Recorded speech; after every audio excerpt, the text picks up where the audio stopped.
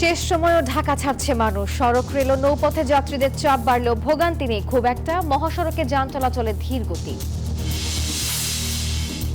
Saudi আরব সহ মধ্যপ্রাচ্য জুড়ে উদযাপিত হচ্ছে ঈদ উল ফিতর।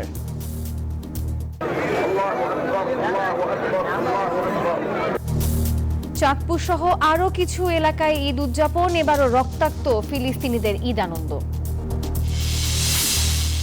কলকাতায় বসে চক্রান্ত করছে অপরাধীরা, মন্তব্য স্বরাষ্ট্র উপদেষ্টার। কেবল আওয়ামী লীগ নয়, নিষিদ্ধ ঘোষিত যে কোনো দলের অপতৎপরতা রোধে প্রস্তুত ডিএমপি। এপ্রিলের মাঝামাঝি দেশে ফিরতে পারেন খালেদা জিয়া, জানালেন মির্জা ফখরুল। আওয়ামী লীগ রাজনীতি করবে কি করবে না সিদ্ধান্ত নেবে জনগণ। চট্টগ্রামে ফিল্মি স্টাইলে প্রাইভেট কার আটকে এলোপাতাড়ি গুলি, নিহত 2, আহত 1। অস্ত্রধারীরা ছোট সাজ্জাদের অনুসারী বলছে পুলিশ। মিয়ানমারে প্রাণহানি 1600 ছাড়িয়েছে, আহত 2000-এরও বেশি। সরঞ্জামের অভাবে ব্যাহত উদ্ধার তৎপরতা। এবং ঈদের ছুটির আগে ডিপিএল টেবিলের শীর্ষে আবাহনীর চমক, শিরোপা জেতাই মূল লক্ষ্য, জানালেন কোচ হান্নান সরকার।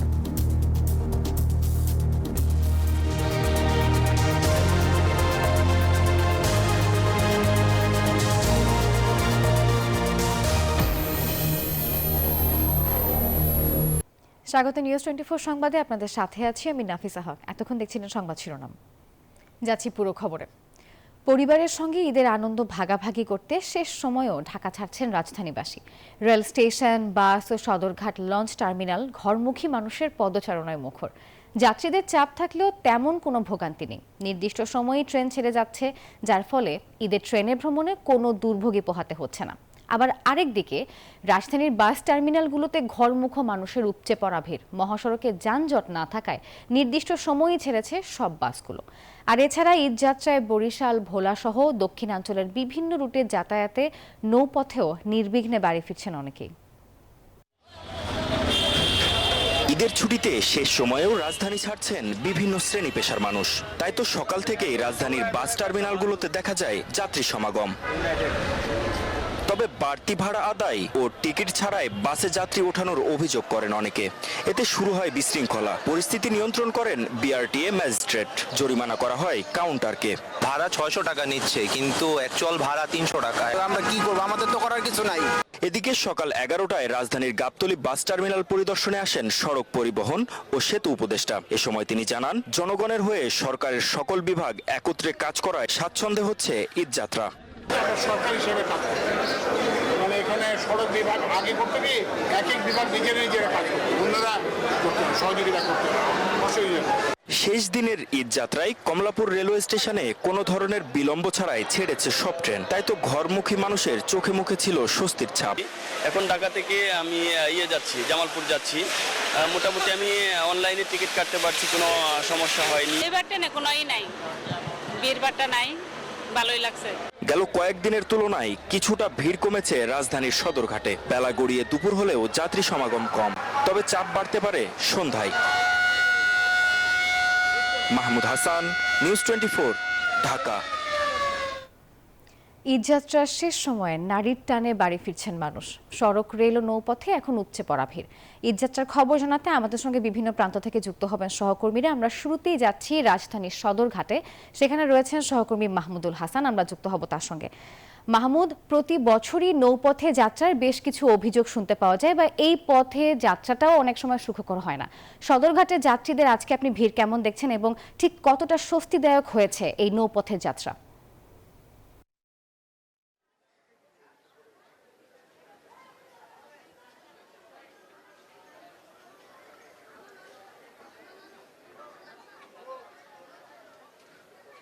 জি নাফিসা, আপনি যেমনটি বলছিলেন, আসলে সদরঘাটের লঞ্চ যাত্রা নিয়ে বিভিন্ন রকম সময়ে বিভিন্ন রকম অভিযোগ এবং বিভিন্ন রকম কথাবার্তা থাকলেও সেই কথাবার্তা এবং অভিযোগ, তাদের যত রকম অভিযোগ ছিল সব কিছু কাটিয়ে এবার কিন্তু ঈদযাত্রায় লঞ্চের যে যাত্রা, সেটাতে কিন্তু অনেকটা স্বস্তি এনে দিয়েছে। বিভিন্ন রকমভাবে আমরা যে কর্তৃপক্ষ আছে তারা কিন্তু এই লঞ্চ যাত্রা নিরাপদ করার জন্য যাবতীয় যত রকম পদক্ষেপ নেওয়ার সব রকম পদক্ষেপ কিন্তু নিয়েছে। আমরা বিভিন্ন রকম যাত্রীর সাথে কথা বলেছি, তারা কিন্তু আমাদেরকে জানিয়েছেন যে স্বস্তিদায়ক এবং যত রকম হয়রানিমূলক বিষয় ছিল বিগত বছরগুলোতে সেই হয়রানি কিন্তু এইবার তাদের হতে হয়নি এবং তাদের কেবিন থেকে সিটিং সার্ভিস সব কিছুতেই আসলে বাড়তি ভাড়া নেওয়ার কোনো অভিযোগ আমরা এখন পর্যন্ত পাইনি। বিআইডব্লিউটিএ থেকে শুরু করে তারপরে র্যাব, প্রশাসনের অন্যান্য কর্মকর্তা কর্মচারীরা যেমন ফায়ার সার্ভিস, সেনাবাহিনী, পুলিশ সবাই কিন্তু এখানে টহল দিচ্ছেন কিছু কিছু সময় পর পর, যেন কোনো রকম অনাকাঙ্ক্ষিত ঘটনা যেন না ঘটে, কেউ যেন অনাকাঙ্ক্ষিত ঘটনা সৃষ্টিও করতে না পারে। আসলে সতর্ক অবস্থানে আছেন আইন শৃঙ্খলা রক্ষাকারী বাহিনী এবং আমাদের এই যে ঈদযাত্রার শেষ দিন আসলে যেটা মালিক পক্ষের লোকজন আমাদেরকে জানাচ্ছিলেন যে আসলে লঞ্চ যাত্রায় অনেকটা ভাটা পড়েছে। পদ্মা সেতু হওয়াতে যানবাহন সেতু দিয়ে তারা দক্ষিণাঞ্চলের দিকে যাত্রা করে থাকছেন, তবে এই লঞ্চ যাত্রা যে ঐতিহ্য বরিশাল বা দক্ষিণাঞ্চলের যে ঐতিহ্য সেটা কিন্তু আস্তে আস্তে মানুষ নিরুৎসাহিত হচ্ছেন অনেকটাই, হয়তো সময় সাপেক্ষ ব্যাপার সে বিষয়ে হতে পারে। তবে আরেকটু কথা বলে জানলাম একজন ব্যবসায়ীর সাথে, তিনি আমাদের জানালেন যে অনেক ব্যবসায়ী আছেন এই এলাকাতে বরিশাল বা দক্ষিণাঞ্চলের যারা সন্ধ্যার সময় বা সন্ধ্যার পরে ঢাকা ছাড়বেন। আর আমরা এখানে কর্তৃপক্ষের সাথে আরেকটু বিষয় জানার চেষ্টা করেছি যে আসলে বরিশালের লঞ্চগুলো কখন ছাড়তে পারে বা কখন ছেড়ে যেতে পারে। তো তারা আমাদেরকে জানিয়েছে যে দিনের বেলায় আর ছাড়ার কোনো সুযোগ নেই, তবে যে আশেপাশের যে ইয়েগুলো আছে যেমন ঝালকাঠি, চাঁদপুর, পটুয়াখালী এই ধরনের যে গাড়ি ইয়েগুলো লঞ্চগুলো, তো সব কিছু মিলিয়ে এই দ্রুত যেন এটা আসলে দ্রুত শেষ হবে এই ঈদযাত্রা এবং যারা আসলে যেতে চাচ্ছেন তারা যেন সুষ্ঠুভাবে পৌঁছাতে পারেন, এই জন্য সব রকম প্রস্তুতি নিয়ে রেখেছেন কর্তৃপক্ষ, আমাদেরকে এমনটাই জানিয়েছেন। আসলে সদরঘাটের যে ঈদযাত্রার যে তথ্য ছিল আমার কাছে এটাই ছিল আসলে সর্বশেষ। তো আমাদের সহকর্মী হানিফ ফ্লাইওভারে আছেন, তিনি জানাবেন ঈদযাত্রার খবর। সেখানে আছেন আমাদের সহকর্মী সজল দাস, আমরা চলে যাচ্ছি তার কাছে বিস্তারিত জানতে চাই।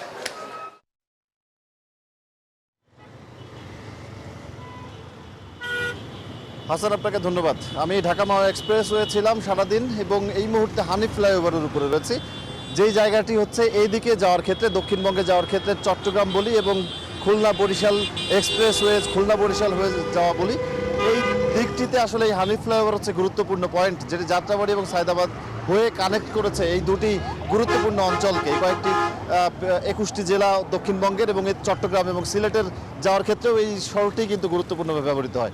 আজকে সকাল থেকে আপনি দেখতে পাচ্ছেন আমি যে পাশটিতে রয়েছি ঢাকায় ঢোকার পথ, এর ঠিক বিপরীত পাশে যে গাড়ির যে ভিড় দেখছেন সেটি আসলে ঢাকা ছেড়ে যাওয়া যে যানবাহনগুলো তারা এই মুহূর্তে ঠিক ওই পাশটিতে যাচ্ছে।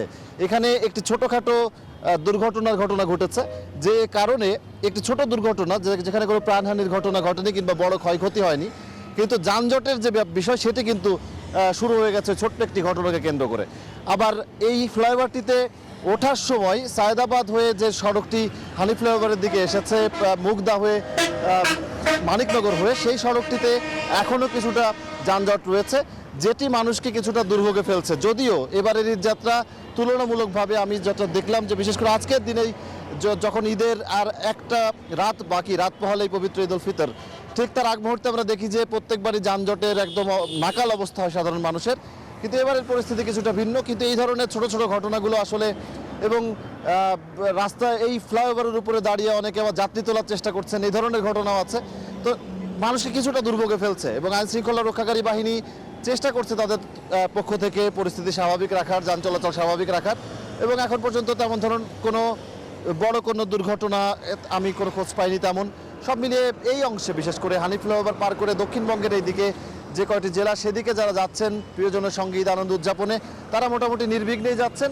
আর এই ধরনের যানজট কিংবা হানিফ ফ্লাইওভার থেকে নেমে যখন ঢাকার বাইরে যাওয়ার চেষ্টা করছেন তখন 1 ঘন্টা 2 ঘন্টা, সকালে যেটি 3 ঘন্টা ছিল এখন সেটি আরও কমেছে, কিছুটা সমস্যায় পড়েছেন সাধারণ মানুষ, কিছুটা দুর্ভোগ হয়েছে। আর তীব্র গরম একটি বড় সমস্যার কারণ হয়ে দাঁড়িয়েছে ঈদে ঘরমুখী মানুষের। এই ছিল আমার কাছে কমলাপুর রেলওয়ে স্টেশনে আমাদের আরেক সহকর্মী রয়েছেন, যাবো তার কাছে সেখানকার খবর জানতে।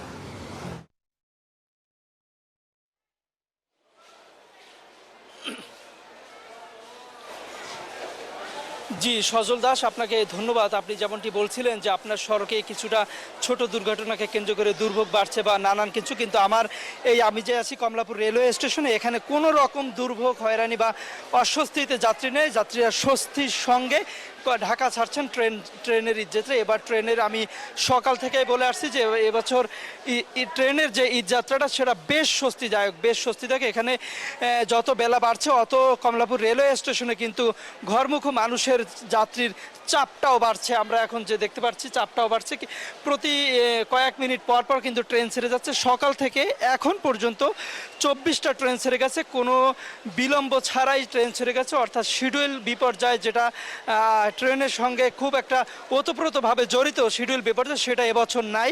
পুরো শিডিউল বিপর্যয়হীনভাবেই কিন্তু চলছে এই ট্রেন যাত্রাটা। মানুষ খুব স্বস্তির সঙ্গেই যাত্রা করছে এবং এর আগে এটা আইনশৃঙ্খলা বাহিনী খুব তৎপর আছে। কিছুক্ষণ আগে কিন্তু প্রায় কয়েক ঘন্টা আগে স্বরাষ্ট্র উপদেষ্টা এটা পরিদর্শন করে গেছে।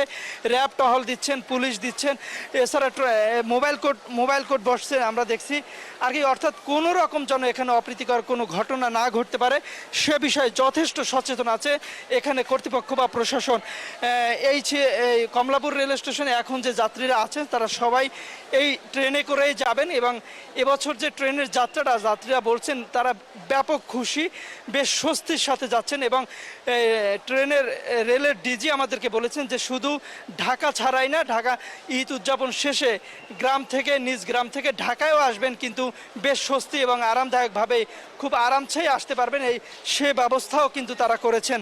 সে সকল কিছুর আয়োজন তারা এবছর রেখেছেন। এবং তারা রেলের ডিজি একটি কথা আমাদেরকে, আমরা এখন যাব দর্শক সাভারে যাব, সাভারের ঈদযাত্রা সম্পর্কে জানবো। সেখানে আছেন সহকর্মী নাজমুল, আপনি জানাবেন সাভারের ঈদযাত্রার পরিস্থিতি কেমন?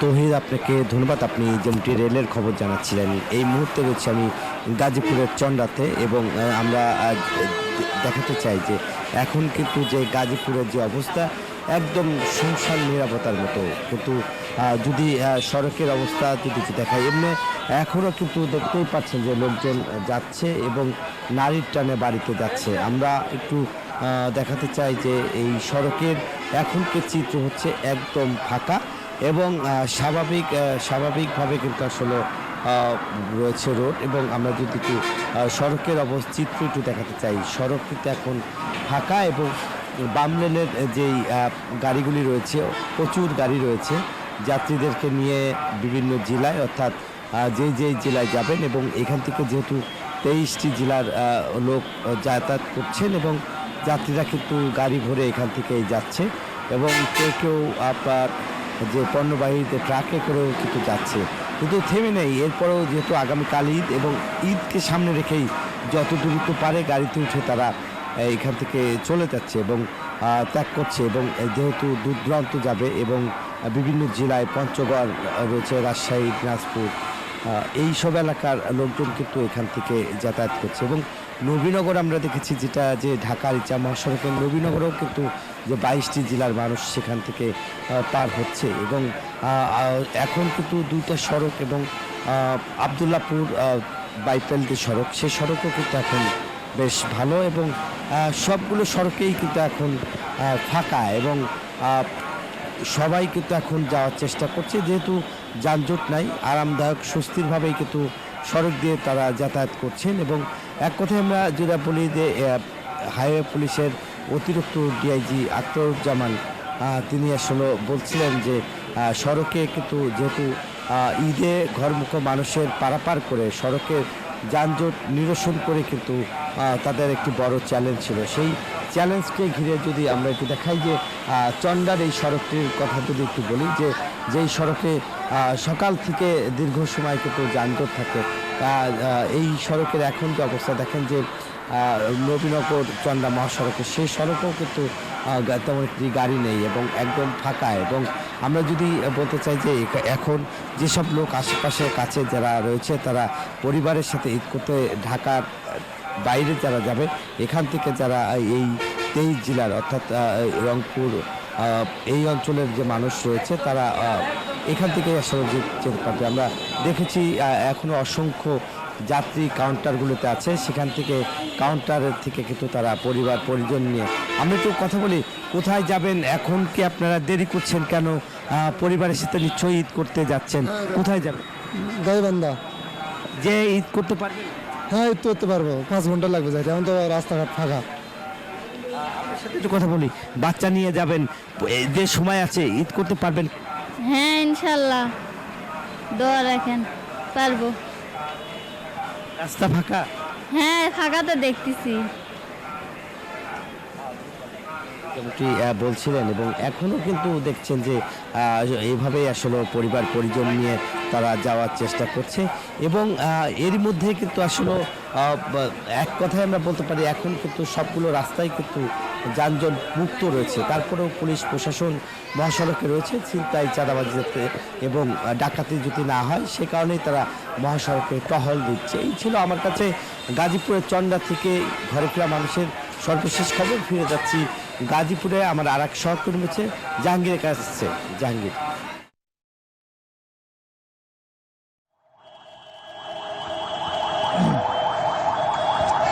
ধন্যবাদ নাজমুল, আপনি আসলে যেমনটি জানিয়েছেন নারীর টানে গড়মুখ মানুষ বাড়ি ফিরছে।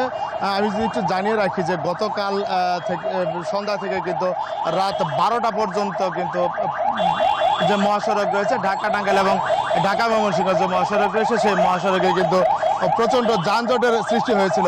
এখন কিন্তু আসলে আজ সকাল থেকে কিন্তু আমরা যেটা লক্ষ্য করতে পেরেছি যে ঢাকা টাঙ্গাইল এবং ঢাকা ময়মনসিংহ যে মহাসড়ক রয়েছে সেই মহাসড়কগুলোতে কিন্তু স্বস্তিতেই কিন্তু সাধারণ যে যাত্রী রয়েছে তারা কিন্তু যাচ্ছে। আমি যদি একটু দেখাই যে ঢাকা ময়মনসিংহ যে মহাসড়ক, এই মহাসড়ক কিন্তু এখন যানজটে কিন্তু যে যানবাহন রয়েছে সেই যানবাহন কিন্তু থেমে নেই, যানবাহন কিন্তু চলছে। এবং সকাল থেকে যাত্রীর চাপ এবং যানবাহনের চাপ থাকলেও কোনো জায়গায় কিন্তু যানজটের কিন্তু সংখ্যা আমরা দেখতে পাইনি। এবং সাধারণ যাত্রী যারা রয়েছে যাত্রীরা বলছেন যে এবারকার ঈদ যাত্রায় কিন্তু আজ সকালে কিন্তু তারা স্বস্তিতেই কিন্তু তাদের যে ঈদ যাত্রা সেটা কিন্তু স্বস্তিতেই কিন্তু তারা ঘরমুখ মানুষ বাড়ি ফিরছে। এবং ধন্যবাদ আপনাদের। দর্শক, আমাদের সহকর্মীরা যুক্ত হয়েছিলেন এবং এই ঈদের ছুটিতে যাত্রাপথের খবর জানাচ্ছিলেন তারা। দর্শক, রাজধানীর ফরেন সার্ভিস একাডেমিতে প্রধান উপদেষ্টার চীন সফর নিয়ে ব্রিফ করছেন প্রেস উইং। আমরা সরাসরি চলে যাচ্ছি সেখানে। ডলারের কমিটমেন্টের কথা বলছি, তো এই 2.1 বিলিয়নটা আগের সব বড় বড় নাম্বার থেকে একটা বড় কারণে ডিফারেন্ট। সেই ডিফারেন্সটা হচ্ছে যে আপনারা আগে যেই নাম্বারগুলো আমরা সিকিউর করে এসেছি তার মেজরিটি ছিল লোন ফর্মে।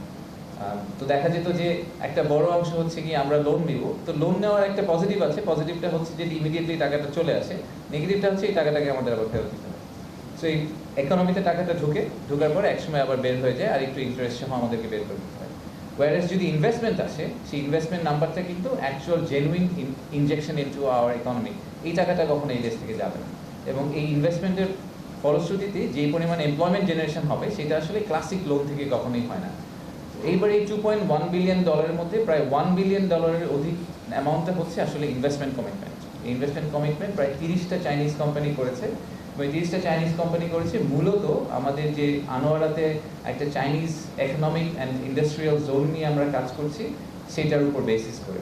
প্রায় 800 একর জমির উপরে একটা চাইনিজ ইকোনমিক ইন্ডাস্ট্রিয়াল জোন নিয়ে কাজ হচ্ছে। এই জোনটার কনভারসেশন অনেক আগেই শুরু হয়েছিল, বাট 2022-এর পরে এটা নিয়ে আর কোনো প্রোগ্রেস হয়নি। লাস্ট 3 মাসে আমরা সিগনিফিক্যান্ট প্রোগ্রেস করেছি চাইনিজ আমাদের কাউন্টার পার্টির সাথে, এবং অনেকগুলো বড় বড় ডিসিশন সরকার নিয়েছে এবং তাদের সাথে একটা নেগোসিয়েশনে এসেছে, যেটার কারণে তারা এখন খুবই কনফিডেন্ট ফিল করছেন যে এই বছরের কোনো একটা সময় আমরা ওইটার কনস্ট্রাকশন শুরু করব।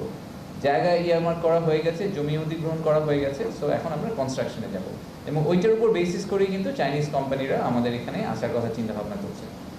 আর বাকি অংশটা হচ্ছে তার যে 750 মিলিয়নের মতো আমরা লোনের কথা বলছি, তার মধ্যে আবার অর্ধেক হচ্ছে ওই ইন্ডাস্ট্রিয়াল ইকোনমিক জোন ডেভেলপমেন্টের জন্য, অন্য অর্ধেক হচ্ছে মংলায় আমাদের একটা মডার্নাইজেশন প্রজেক্ট চলছে, মংলা পোর্টকে যাতে আমরা আর একটু ভাইব্রেন্ট করতে পারি। তো এইবার আমাদের এই সফরে একটা এডিশনাল প্রপোজাল এসেছে চায়না থেকে। যথাযোগ্য মর্যাদা ও ধর্মীয় ভাবগাম্ভীর্যের মধ্য দিয়ে সৌদি আরব সহ বেশ কয়েকটি দেশে উদযাপিত হচ্ছে মুসলিম সম্প্রদায়ের সবচেয়ে বড় ধর্মীয় উৎসব পবিত্র ঈদ উল ফিতর। রবিবার সৌদি আরবে সকাল ৬টায় ঈদের নামাজের প্রথম জামাত অনুষ্ঠিত হয়। কাতারের ওয়ার্ল্ড কাপ স্টেডিয়ামেও ঈদের নামাজের ঢল নামে লাখো মুসল্লির। আর এদিকে ইসরায়েলি আগ্রাসনকে উপেক্ষা করে পবিত্র আল আকসা প্রাঙ্গণেও ঈদের নামাজ আদায় করেছেন ফিলিস্তিনিরা। আলো ফোটার আগেই মুসলমানদের সবচেয়ে বড় ধর্মীয় উৎসব পবিত্র ঈদ উল ফিতরের নামাজ আদায় করতে পায়ে হেঁটে যাত্রা করেন মুসল্লিরা। এবছর মসজিদুল হারামে ঈদ উল ফিতরের নামাজের ইমামতি করেন শায়েখ আব্দুর রহমান আর সুদাইস। মদিনার মসজিদের নবমীতে ঈদের নামাজ পড়ান খতিব আব্দুল্লাহ বুয়াইসান। খুতবায় বিশ্ব মুসলিম উম্মার সুখ, শান্তি ও উন্নতি কামনা করেন সৌদি গ্র্যান্ড মুফতি। যদিও পরিবার ছাড়া ঈদে আনন্দ নেই বলে জানান প্রবাসীরা। ঈদ উল ফিতরের নামাজ আদায় করতে সূর্য ওঠার আগেই কাতারের এডুকেশন সিটি স্টেডিয়ামে জড়ো হন মুসল্লিরা। এ সময় ফিলিস্তিনিদের জন্য দোয়া করেন তারা। নামাজ শেষে একে অপরের সঙ্গে কোলাকুলি করে ঈদ শুভেচ্ছা বিনিময় করেন। ইসরায়েলি বাধাকে উপেক্ষা করে জেরুজালেমের পবিত্র আল আকসা প্রাঙ্গণেও ঈদের নামাজ আদায় করেছেন ফিলিস্তিনিরা। জেরুজালেমের ইসলামিক ওয়াকফের মতে প্রায় 1,20,000 মুসল্লি নামাজে অংশ নিয়েছেন। একই দিনে সংযুক্ত আরব আমিরাত, তুরস্ক, ইয়েমেন, সুদান, লেবানন, ইরাক সহ বেশ কয়েকটি দেশে পালিত হচ্ছে পবিত্র ঈদ উল ফিতর। আফরিন মৌ, নিউজ 24। প্রতি বছরের মতো এবারেও সৌদি আরবের সঙ্গে মিল রেখে ঈদ উল ফিতর উদযাপন করছেন দেশের বিভিন্ন জেলার বেশ শতাধিক গ্রামের মানুষ। সকাল 8টা থেকে ঈদের জামাত আদায় করেন তারা। নামাজ শেষে মুসলিম উম্মাহ, দেশ ও জাতির সুখ এবং সমৃদ্ধি কামনা করে দোয়া ও মোনাজাত করেন তারা। পরে কোলাকুলি করে ঈদের শুভেচ্ছা বিনিময় করেন। প্রতি বছরের মতো সৌদি আরবের সঙ্গে মিল রেখে ঈদ উল ফিতর উদযাপন করছেন চাঁদপুরের অন্তত 40 গ্রামের মানুষ। হাজীগঞ্জের সাদরা দরবার শরীফে রোববার সকাল 9:30টায় ঈদের জামাত অনুষ্ঠিত হয়। পরে উৎসবমুখর পরিবেশে কোলাকুলির মাধ্যমে ঈদের শুভেচ্ছা বিনিময় করেন মুসল্লিরা। আমরা আজকে ঈদ উদযাপন করতেছি, অতএব এই ঈদ উদযাপন আমরা পবিত্রভাবে প্রতি বছরই পালন করি। আজকে খুব ভালো লাগে যে আমি আসলে সৌদির সাথে মিল করে ঈদ করতে পারতেছি, এটাই আমার আনন্দের বিষয়। সবাইকে ঈদ মুবারক। আগাম ঈদের নামাজ আদায় করেছেন ভোলার 13 গ্রামের মানুষ। প্রায় 2000 মুসল্লি 13টি ময়দানে ঈদের নামাজ আদায় করেন। দিনাজপুরেও ঈদের নামাজ পড়েছেন জেলা সদর, কাহারোল, চিরির বন্দর, বিরামপুর সহ বেশ কয়েকটি উপজেলার মানুষ। ঈদের নামাজ পড়ার পর ইনশাআল্লাহ আমাদের পরিবারের সকলের সাথে আত্মীয়তার সাথে সুসম্পর্ক বজায় রাখবো। আবুর সঙ্গে নামাজ পড়তে আসি, বাজারে যাই মিষ্টি খাবো। পটুয়াখালীর 22 গ্রামের 25,000 মানুষ উদযাপন করেছেন আগামী ঈদ। ঈদ উপলক্ষে এসব গ্রামে বিরাজ করছে উৎসবের আমেজ। মুন্সিগঞ্জের 2 উপজেলার অন্তত 15টি গ্রামে পালিত হচ্ছে পবিত্র ঈদ উল ফিতর। সৌদি আরবের সঙ্গে মিল রেখে বরগুনার 16টি গ্রামে উদযাপিত হচ্ছে পবিত্র ঈদ উল ফিতর। গাজীপুর জেলা সদর উপজেলার ডগরি এলাকার কয়েকটি পরিবার ঈদ উল ফিতর উদযাপন করছে। এছাড়া সাতক্ষীরা সহ আরো বেশ কয়েকটি জেলায় আগামী ঈদ উদযাপন করছেন মুসল্লিরা। শোয়েব শামীম, নিউজ 24। সংবাদের সময় হলো একটি বিরতির, সঙ্গেই থাকুন। স্বাগত আরেকবার, দেখছেন নিউজ 24 সংবাদ। এপ্রিলের মাঝামাঝি সময়ে খালেদা জিয়া দেশে ফিরতে পারেন। আর নির্বাচনের কৌশল নির্ধারণ হলেই তারেক রহমানের দেশে ফেরার বিষয়টি জানা যাবে বলে জানিয়েছেন বিএনপি মহাসচিব মির্জা ফখরুল ইসলাম আলমগীর। দুপুরে গুলশানে সাংবাদিকদের সঙ্গে মত বিনিময়ের সময় এই মন্তব্য করে তিনি বলেন, নির্বাচনের সুনির্দিষ্ট রোডম্যাপ ঘোষণা করলে অনেক সংকট কেটে যাবে।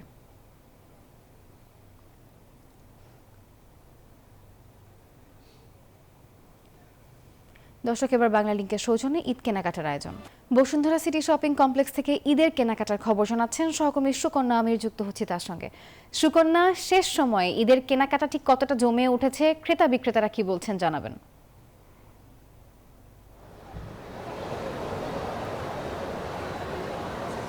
নাফিসা, এই মুহূর্তে রয়েছি আমি বসুন্ধরা সিটি শপিং কমপ্লেক্সে এবং একদম সকালের শুরুতেই যেটি দেখেছি শোরুমগুলোতে মোটামুটি ভিড় ছিল, তবে এখন সেই ভিড়টি বেড়েই গেছে বলা যায়। বিভিন্ন শোরুমগুলোতে যেহেতু ডিসকাউন্ট চলছে, মানুষ আজকে একদম শেষ দিনের মতো কেনাকাটা করছে। রাত পোহালেই আগামীকাল ঈদ, এবং এই ঈদে তো আপনি জানেন যে একদম রোজার শুরু থেকে নতুন পোশাক থেকে শুরু করে অন্যান্য যে সামগ্রিক ছিল তারা কেনাকাটা করে ফেলেছেন। এবং ক্রেতা এখন যারা আসছেন তারা বলছেন যে একদম টুকিটাকি কেনাকাটার মধ্যে যেগুলো রয়েছে, জুয়েলারি রয়েছে, কসমেটিক্স রয়েছে, অন্যান্য অ্যাক্সেসরিজ রয়েছে। এবং আসলে যারা এই পুরো মাসটি চাকরি বা অন্যান্য কাজে ব্যস্ত ছিলেন, যারা আসলে শপিং মলগুলোতে ঢু মারতে পারেননি, তারা আসছেন আজকের দিনে কেনাকাটা করতে। এবং মেহেদির একটা প্রচলন আছে, আপনি জানেন যে ঈদে আসলে হাতে মেহেদি না দিলেই নয়। তাই বসুন্ধরা সিটি শপিং কমপ্লেক্সে বেশ কিছু ব্র্যান্ডের আমি দেখলাম মেহেদি সরাসরি বিক্রি হচ্ছে। এবং আরেকটি বিষয়, যারা আসলে অনলাইন ক্রেতা, অনলাইনে কেনাকাটা করে থাকেন, যেহেতু এখন কুরিয়ার সার্ভিস একেবারেই বন্ধ, সুতরাং তারা কিন্তু সশরীরেই আসছেন বসুন্ধরা সিটি শপিং কমপ্লেক্সে। এবং ক্রেতাদের জন্য এখানকার শোরুম বিশেষ আকর্ষণ হিসেবে রেখেছে ঈদ সালামি অফার। বিভিন্ন শোরুমে 10% থেকে শুরু করে 50% পর্যন্ত ছাড় রয়েছে। এবং অনেকে যারা নতুন অ্যাপস ইউজ করছেন তারা কিন্তু বাড়তি একটি সুবিধাও যোগ হচ্ছে, অর্থাৎ আরও 10% ডিসকাউন্ট তারা পেয়ে যাচ্ছেন। এবং যদি পোশাকের কথা বলা হয়, অনেকেই দেশীয় পোশাকের প্রতি ঝুঁকছেন। অল্প কারুকাজ, আরামদায়ক এবং উৎসব পার্বণে একটু নতুন পোশাক, নতুন কাঠের নকশার পোশাক না হলে যাদের একেবারেই হচ্ছে না, তারাই একটু বিদেশি পোশাকের দিকে ঝুঁকছেন। তবে বিদেশি পোশাক বলা যায় যে যারা নন ব্র্যান্ড আছেন তাদের কাছেই পাওয়া যাচ্ছে, এবং একটু হেভি ওয়েটও বলা যায়। আর দেশীয় ব্র্যান্ডগুলো যারা রয়েছেন তারা দেশীয় পোশাকেই প্রাধান্য দিচ্ছেন, এবং তারা বলছেন যে ক্রেতারা আসলে সানন্দে সেই পোশাকগুলো কেনাকাটা করছেন। অনেক শোরুম তো মুঘল স্টাইলের যেই পোশাকগুলো রয়েছে সেগুলো নিয়ে এসেছেন। হাতের কাজের পোশাক রয়েছে, নকশি কাঁথা স্টাইলের পোশাক রয়েছে। এই পোশাকগুলো কিন্তু ক্রেতা পছন্দ করছেন। ঈদে গরমকে মাথায় রেখে কটন কাপড়ের পোশাক আজকে বেশি কিনছেন ক্রেতারা, এবং বিক্রেতাদের প্রত্যাশা করছেন মধ্যরাত পর্যন্ত যেহেতু এই বিকিনি চলবে, সুতরাং তারা তাদের যেই প্রত্যাশা সেটিও পূরণে তারা সাফল্য অর্জন করবেন। ঈদ বাজার থেকে, বসুন্ধরা সিটি শপিং কমপ্লেক্স থেকে এই ছিল আমার কাছে সর্বশেষ। সুকন্যা, ধন্যবাদ আপনাকে। চট্টগ্রামের রাতের আধারে ফিল্মি স্টাইলে প্রাইভেট কারের সন্ত্রাসীদের ব্রাশ ফায়ারে প্রাণ গেছে 2 জনের, সেখানে আহত হয়েছেন আরও 1 জন। শনিবার রাতে এক্সেস রোডে এই দুর্ঘটনা ঘটে। সিএমপি উপপুলিশ কমিশনার রইস উদ্দিন জানান, শীর্ষ সন্ত্রাসী ছোট সাজ্জাদকে গ্রেপ্তারের জেরে আকরামকে টার্গেট করে গুলি করতে পারেন সাজ্জাদের অনুসারীরা। তবে বিষয়টি আরও খতিয়ে দেখছে পুলিশ। হতাহতদের চট্টগ্রাম মেডিকেলে পাঠানো হয়েছে, আর এই ঘটনায় জড়িতদের গ্রেপ্তারে পুলিশের অভিযান অব্যাহত রয়েছে বলে জানিয়েছেন পুলিশ কর্মকর্তা। আরও একটি বিরতি নিচ্ছি, সাথেই থাকুন। সংবাদে আরও একবার স্বাগত। এবারে আন্তর্জাতিক প্রসঙ্গ।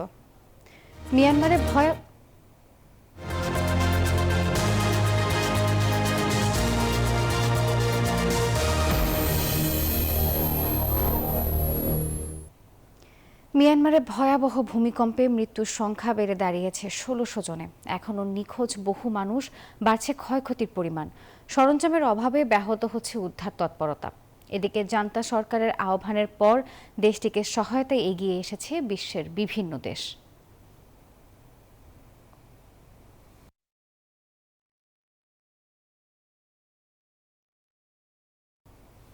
আবারও বিরতি নিচ্ছি, খেলার খবর নিয়ে ফিরছি, সঙ্গেই থাকুন। সংবাদে আরও একবার স্বাগত। এবারে খেলার খবর।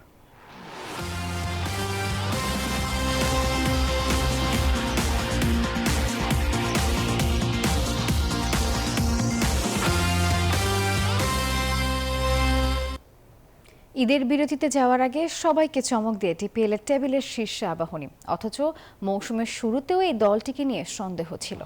অভিজ্ঞ ও তরুণদের মিশেলে গড়া আবাহনীকে টপার করেছেন নতুন কোচ হান্নান সরকার। জানালেন, শিরোপা জেতাই এখন তার মূল লক্ষ্য।